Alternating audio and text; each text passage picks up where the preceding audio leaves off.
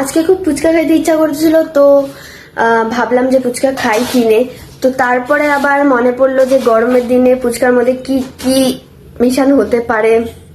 এখানে ছোলা আর আলু একটা সিদ্ধ করছি, এখানে তেঁতুল আর জলজিরার একটা জল বানাইছি, এখানে লঙ্কা, আর এটা হচ্ছে আমাদের মেন জিনিস পেঁয়াজা। আরে না ভাই, তো চলো ফুচকা নিজে বানানোর চেষ্টা করি।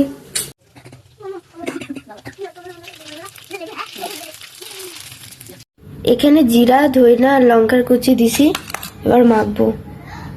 আর এই তেঁতুলের জলটার মধ্যে দিচ্ছি লেবু, আর এটার মধ্যে আরেকটাও জিনিস আছে, স্বাদ অনুসার লবণ।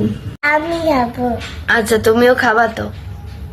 আমি ফুটা গেছি, আমি বড়। তো চলো।